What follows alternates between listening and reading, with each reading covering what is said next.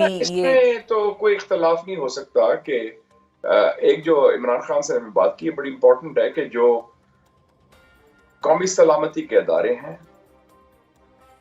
Arm forces particularly, वो पाकिस्तान की रियासत, पाकिस्तान की कौम, पाकिस्तान के अवाम का एक बड़ा अहम और गहरा असासा है। तो इस जो असासा है, एक एसेट है, इनको कोई आंच नहीं आनी चाहिए। हाँ, कमजोर नहीं होना चाहिए इनको, कमजोर नहीं होना चाहिए, क्योंकि ये सारे आपका वैसे भी जो लेसन है अभी 21वीं सदी का, क्या आपने देखा, इराक हो या सीरिया हो या लीबिया हो, जिस दिन उनकी फौज, लेबनान हो, जिस दिन उनकी फौज तबाह हुई, रियासत भी तबाह हुई और मुल्क कमजोर हुआ। तो ये तो अफोर्ड नहीं कर सकते, इसमें इत्तेफाक राय है। तो अगर अवाम जिसकी वो नुमाइंदगी करते हैं, रियासती अदारे, खास तौर पे आर्म फोर्सेस ऑफ पाकिस्तान, वो हम में से ही है ना, कोई बाहर के लोग तो नहीं ना, तो वो उनके और अवाम, वो इमरान खान साहब जो कह रहे हैं खलीज नहीं होनी चाहिए, और मैं एग्री करता हूँ इस चीज से कि ये बहुत जरूरी है पाकिस्तान की कौमी वहदत के लिए, पाकिस्तान के कौमी इस्तेहकाम के लिए, पाकिस्तान के बैनुल अक़वामी इमेज के लिए, और फेडरेशन को जोड़ने के लिए कि इस किस्म की खलीज हरगिज नहीं होनी चाहिए। और कौमी इदारे बशमूल आर्म फोर्सेस, बशमूल अदलिया और भी जो पार्लियामेंट, ये सब जो कौमी इदारे हैं, ये हमारे असासे हैं, इनको हमें इसका तहफ़्फ़ुज़ भी करना चाहिए। और तहफ़्फ़ुज़ कौन करेगा? अवाम करेंगे ना। तो अवाम भी उनके साथ कोई ऐसी खलीज होना ये कौमी मफाद में नहीं। ठीक है। अच्छा, आपको लगता है कि दूसरी तरफ से जवाब आएगा? मेरे ख्याल में जवाब जरूरी नहीं कि वो भी पब्लिक आएगा, उसका जवाब का और तरीका भी हो सकता है, कोई क्वाइट व्हाट्सएप मैसेज भी हो सकता है, कोई पैगाम सराय भी हो सकती है, प्राइवेटली जाके कोई अदर मीडियम्स, अदर मीन से हो जाए।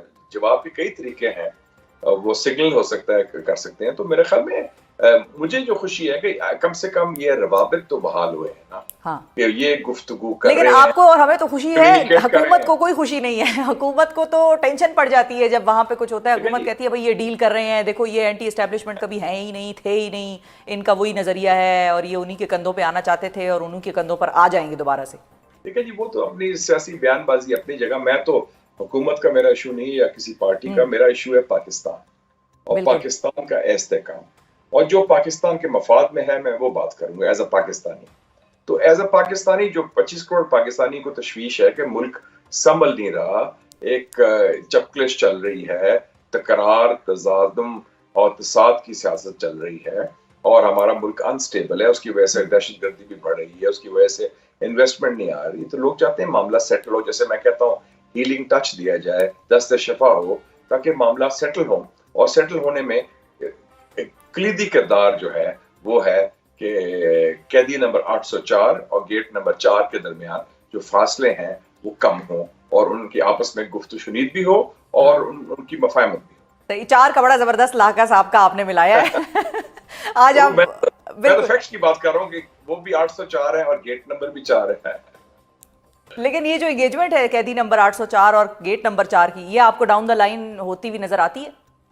मेरे ख्याल में जहां तक मेरा मुतालिया जोग्राफिया का, तो ये कोई फासला बहुत दूर नहीं है। 804 जो है वडियाला में है और गेट नंबर 4 रावलपिंडी में है, तो it's not a big distance to cover. ठीक है, तो डाउन द लाइन आपको ये होता हुआ नजर आता है। अच्छा, अब ये बताइए, मेरा ख्याल में 2025 में इंशाल्लाह ये हो जाएगा। ठीक है। अच्छा, एक और चीज़ भी मैं समझना चाह रही हूँ, जाहिर है आपने भी सियासत की है और आपने बड़े करीब से ये सारी हिस्ट्री भी देखी है, और जो तब्दीलियाँ पाकिस्तान में मुख्तलिफ अदवार में रूनुमा होती रही वो भी आपने बड़ी स्टडी की, देखी। कैदी नंबर 804 जेल में क्यों है, डिस्पाइट द फैक्ट कि उनको मुख्तलिफ टाइम पे डील्स या कोई ऑफर्स होती रही कि आप बनीगाला आ जाएं, आप चलें हम आपकी ये बात कर लेते हैं, आप ये ना करें तो आप आ जाएं, मुल्क से बाहर चले जाएं, मुतअद्दिद उनको ऑफर्स हुई। तो वो जेल में क्यों बैठे हैं, उनका पर्पज़ आपको कितना उस तरह से नज़र आता है कि वो उस पर खड़े रहेंगे, और रखने वालों ने उनको जेल में किस पर्पज़ के लिए रखा हुआ है जब दोनों तरफ ही एक तरह से लॉस की सिचुएशन है? लेकिन जी, पाकिस्तान में एक रिवॉल्विंग डोर होता है, और ये एक तस्लीम शुदा बात है कि जब आप पावर में होते हैं उसके बाद आप प्रिजन में होते हैं, और प्रिजन के बाद फिर आप पावर में होते हैं। ठीक है ना। आसिफ अली जरदारी साहब को जेल से निकाल के 1993 में गुलाम इसहाक खान साहब ने वजीर बनाया। हाँ। जब उनकी डील हुई बेनजीर साहबा के साथ। मियां साहब जो थे जेल में थे, फिर जेल से लेके वापस आए, اور وہ پھر پاور میں آ گئے.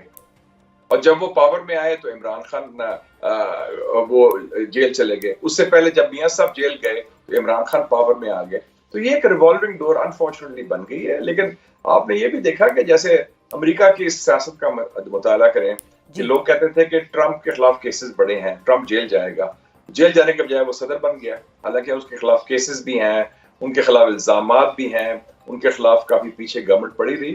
تو یہ ایک سیاسی لیڈر کا پاکستان کے ایک افسوسناک پہلو بھی ہے, امتحان ہوتا ہے. اب جتنے جو ہمارے پرائم منسٹر ماضی میں رہے ہیں, تو اس دفعہ مشاہد صاحب جو سوال ہے وہ یہ ہے کہ جتنے پرائم منسٹر رہے ہیں پاکستان میں ابھی ماضی میں, میاں نواز شریف, شہباز شریف, شاہد خاقان عباسی, عمران خان, یہ سب جیل سے ہو کے آئے ہیں. اس سے پہلے یوسف رضا گیلانی وہ بھی جیل سے ہو کے آئے ہیں, آصف علی زرداری وہ بھی جیل سے ہو کے آئے ہیں.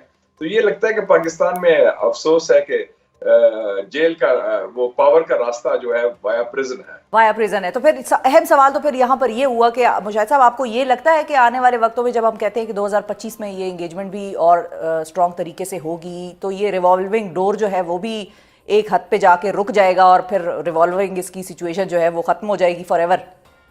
میرے خیال میں فار ایور تو میں نہیں کہتا, لیکن تاحال ٹل فردر, تا کیا کہتے ہیں اردو میں, تا حکم ثانی, ٹل فردر آرڈرز وہ ہو جائے گا, چینج ہوئے گا. کیونکہ یہ چینج ضروری بھی ہے. ملک میں دیکھا نا شفا صاحبہ, پچھلے 7 سالوں میں 7 وزراء اعظم آئے, 2 سافٹ کوز ہوئے. ایک سافٹ کو 2017 میں میاں صاحب کے خلاف ہوا جس میں عدلیہ شامل تھی. ایک سافٹ کو عمران خان صاحب کے ہوا 2022 میں جس میں پارلیمنٹ شامل تھا. تو یہ اس قسم کے ایب نارمل حالات نہیں چل سکتے. اچھا, اور ظاہر ہے ان سارے سیاستدانوں کی جن کا آپ نے بھی نام لیا کہ جن کا پریزن سے ہو کر ہی واپس پی ایم آفس تک راستہ بنا, وہ ان سب کی بعد میں سیاست شروع ہو گئی اینٹی اسٹیبلشمنٹ. اور میاں صاحب تو خیر ایک بڑا ان کا موڈ مزاج سیاست میں اسی حوالے سے یاد رکھا جائے گا. لیکن اب کیا ان کو ایسا کردار نہیں آپ کو لگتا ادا کرنا چاہیے تھا کہ وہ اس لڑائی میں عمران خان کے ساتھ مل جاتے؟ تو میں نہیں کہہ سکتا. میرے خیال میں ہر ایک کی اپنی ترجیحات ہوتی ہیں. دیکھیں نا, ان کو بھی وہ میں نے دیکھی تھی, یا عمران خان صاحب ڈائریکٹلی خود ان سے رابطہ کر لیتے. دیکھیں جی, میں نے I am a fan of ہالی ووڈ موویز. اچھا. اور ایک میں نے فلم دیکھی تھی the God father, Marlene Brando کی. Marlene Brando God father mafia باس ہوتا ہے. اس کے 3 پارٹس ہیں ویسے مشاہد صاحب, آپ کو کون سا والا پارٹ؟ ہاں جی, میں فرسٹ پارٹ کی. اچھا اوکے. فرسٹ پارٹ میں اس نے اپنے لائر کو کہتا ہے کہ make him an offer he can not refuse. ایک آپ ایسا آفر دیں جو وہ نہ کر سکے. اگر آپ کو آفر دیا جائے کہ آپ کے بھائی وزیر اعظم ہوں گے, آپ کی بیٹی وزیر اعلیٰ ہوگی, آپ کے سارے کیسز ختم ہو جائیں گے, آپ کی پارٹی کو اور آپ کو کھلی چھٹی دی جائے گی, آپ جلا وطن بھی تھے, آپ جیل میں بھی تھے, تو آپ کہیں گے یار یہ تو بڑا اچھا آفر ہے, میں قبول کیوں نہ کر لوں. تو اس میں پھر وہ آپ کی ترجیحات پھر وہ ہوتی ہیں, وہ پرائرٹی میں آتا ہے. تو اس میں پھر کہتے ہیں دیکھیں جمہوریت کو بعد میں دیکھ لیں گے اور باقی چیزیں بعد میں دیکھ لیں گے, پہلے تو یہ آفر ایکسپٹ کریں نا. تو یہ میرے خیال میں میاں صاحب کو بھی یہ آفر بالکل صحیح ہے. لیکن اس کا وہ ایک مجھے ایک اور بھی یاد آ گیا, 3rd پارٹ کا اسی فلم کا ایک اور بڑا مشہور ڈائلاگ کہ don't hate your enemy it blinds you. تو یہ خان صاحب کے بارے میں بھی کہا جا سکتا ہے اور بڑے میاں صاحب کے بارے میں بھی کہا جا سکتا ہے کہ دونوں نے ایک دوسرے سے اتنی نفرت کی کہ وہ دونوں کو وہ چیز نہیں نظر آئی کہ دونوں مل کر کیا اچیو کر سکتے تھے.